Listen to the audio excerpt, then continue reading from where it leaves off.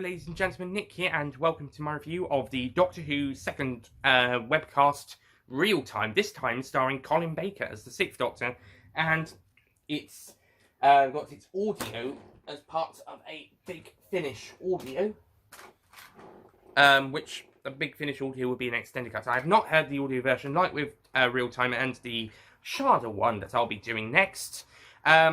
It's just going to be the webcast version for this review. Maybe the audio ones will get their own versions later down the line. But for this point, it's just the webcasts. So, real time. The plot sees some scientists disappear on this planet, and one of them says Cybermen. So that sends some bigwigs, sends a team down to investigate with the help from the Doctor. And for the first time in visual media, Evelyn Smythe, played by the amazing Maggie Stables.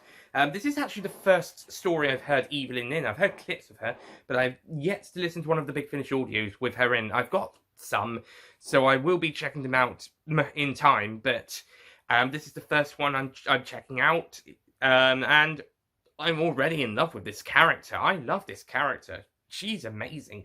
I can see why many of the Big Finish fans consider her the best companion of the Big Finish Doctor Who audios, or second best after Lucy Miller. Played by the amazing Sheridan Smith, who I have heard, and she's amazing.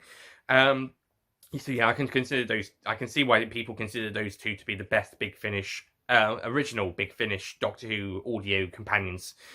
And yeah, the Doctor and Evelyn are investigating. They're also joined by Yeti Toso, who I believe I mentioned in the Wilderness Years 90s least favourite to favourite stories ranking. They can have Yeti Toso and Daphne Ashbrook play other characters in Big Finish audios, but they can't play Grayson Chang due to rights issues.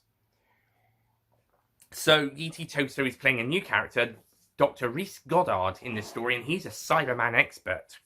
Despite his young age, he also doesn't have this kind of tracking in his skin because he's allergic to them, apparently. Remember this is going to be important later. There's a reason why he doesn't have this, and why he's an expert on Cybermen despite his young age. Anyway, the Doctor and company finds this kind of a ripple in time thing that leads to another place and another time. The leader of the expedition, or well, of the science side anyway, Dr. Nikki something. Nikki goes through and becomes a Cyberman. Well, obviously in the other place, they would have converted her into a Cyberman, and then she would have come back with two other cronies. And then throughout the rest of the serial, the Cybermen are trying to get the Doctor's TARDIS, and they're trying to bring the Doctor back to upgrade him into Cyber Controller, with a contingency plan to make Evelyn the Cyber Controller if that fails. Meanwhile, the Doctor starts putting two and two together as far when it concerns Rhys. Throughout the story, the small bunch of side characters start, well, dying, I guess. One of the guys turns into a Cyberman when he goes with Evelyn, and she gets captured. The other guy gets his head pretty much crushed by Nikki the Cyberman when she's trying to find out about God. Yeah, Nikki Cyberman, or Cybermen in general, if you want to find out information from someone, don't crush their heads. You can try crushing their hands, like in the Attack of the Cybermen, but if you want to find some information out, don't crush their heads. Stupid Cybermen. I thought Cybermen were logic-based.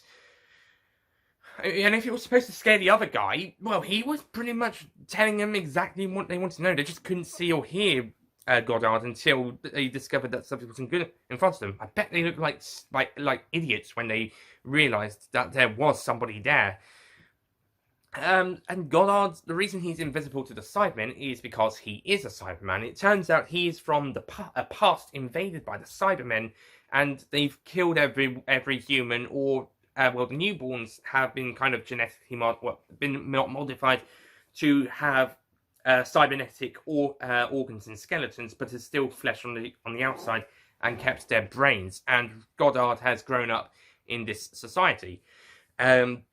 So they send him back to the future to try and stop it from all happening. And this is the pre-title scene, by the way. Not the pre-titles. This is the first scene of the story, which confused me when I first watched it, but when I rewatched it, it made sense. And so Goddard is here to try and kill the Cybermen with this poison he's brought with him. The Doctor and he go down. The Doctor doesn't really approve, but the two go down to try and stop the Cyber Controller, who has, by the way, the Cybermen have taken the other guy with them, and they convert him despite Goddard's attempts to save him. And yeah, the kind of the climax basically is Goddard fights off the Cybermen with his poison, and the Doctor and Evelyn escape. Evelyn is avoiding cyber conversion. However, Goddard, because he takes off the masks to see who they used to be and remember their names if they can, back in the past. And then in here, when he takes off the cyber controllers, that's actually a pretty good shock. There's a pretty good shock when it's revealed to be Evelyn. And it turns out that the Cybermen put the poison into... And just before that, he discovers that the Cybermen had put the poison that would go on to destroy his timeline into Evelyn. She becomes the new... She's the one that's going to carry it, and they're going off to 1927 now. So it's going to cause a lot of problems. The ending does imply that there's going to be a follow-up to Real Time, but this story... But it never was, due to BBCi, the webcasting crew, making the 2003 Sharda next, and then going for original story. Well, I say original stories. Sharda, I mean, with the other three, it was done with audio versions that got their own audio release as well on CD. With Scream the Shark, it was exclusive to the audio, to the animation, a bit like how the reanimated missing episodes are, and the two David Tennant audio and the two David Tennant's 10th Doctor animated episodes.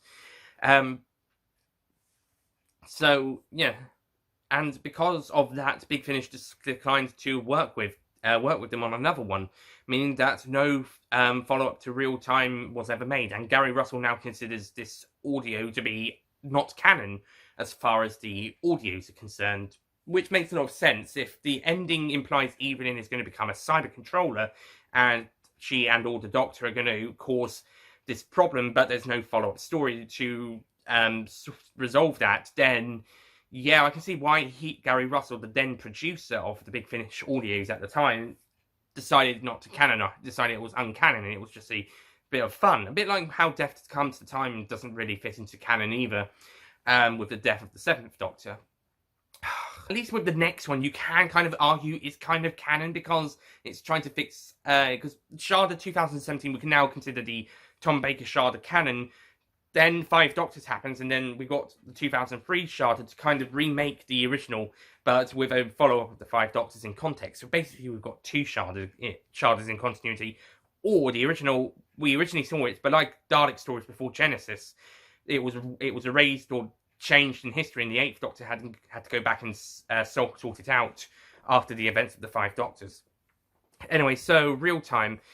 Some really great acting here, by the way, from a lot of people, especially Colin Baker and Maggie Stables. Some really great animation. This probably would be the first 15-rated Doctor Who story in a visual context, with that head crush.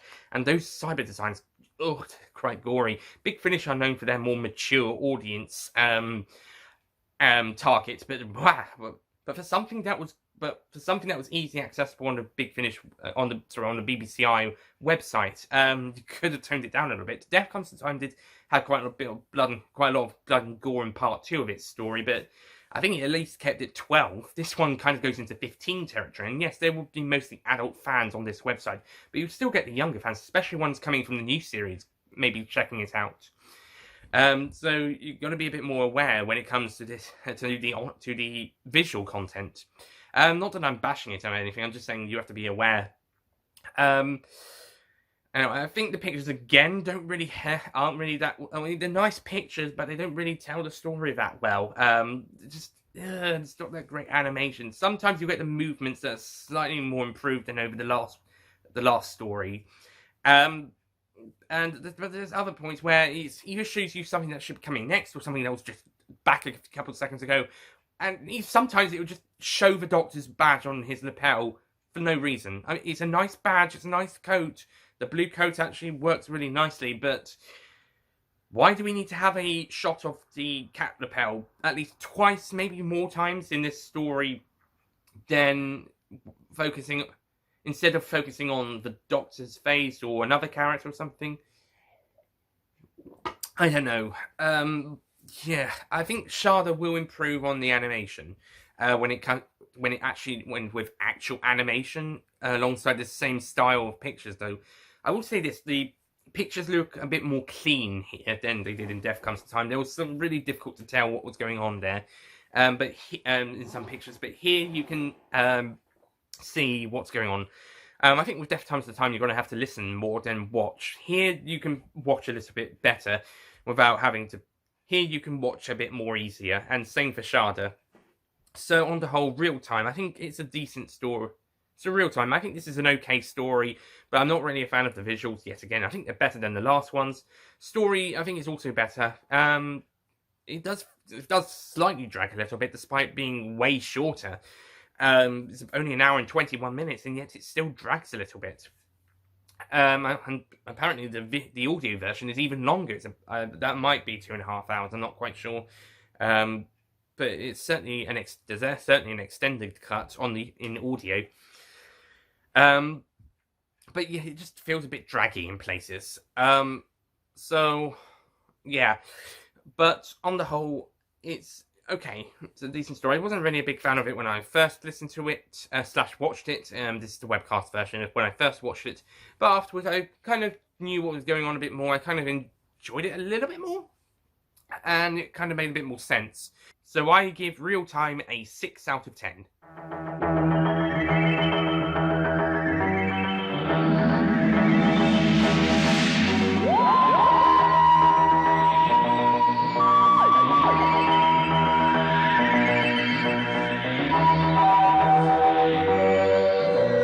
I didn't quite think the story is that great, and I'm still not really a fan of the visuals. However, it is a step up from Death Comes to Time.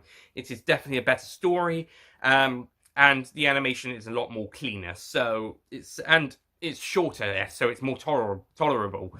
Even the extended audio cut, which is, I don't know how long that is, but I'm sure that's not 3 hours. So yeah, I don't even know if it would be even 2 hours. I don't know what they did. I don't know how long their 6 episodes are in the audio one, whether they're the usual half an hour or if they're slightly shorter. The webcast episodes are about 12 or so minutes, roughly.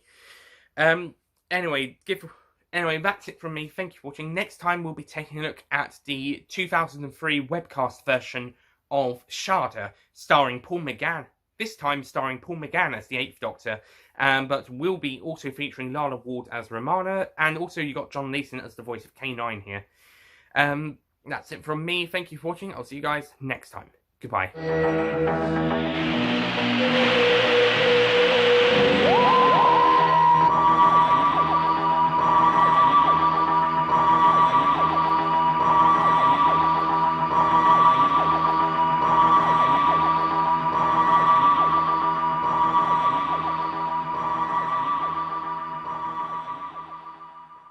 Don't forget to click below to subscribe to the official Nicholas Payne Retro YouTube channel. So, Real Time.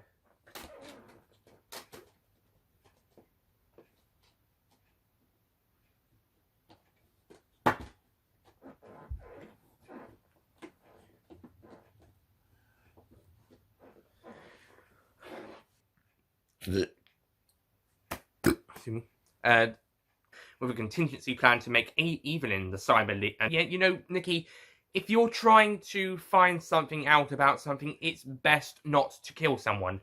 And Nikki the Cyberman, I should say. With Scream to Shout, it was just going to be, it was brand new.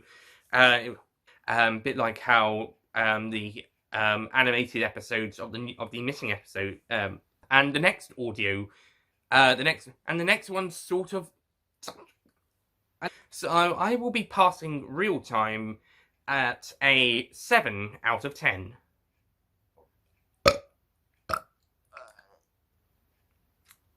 No, I'm not. The episodes here, the animated episodes.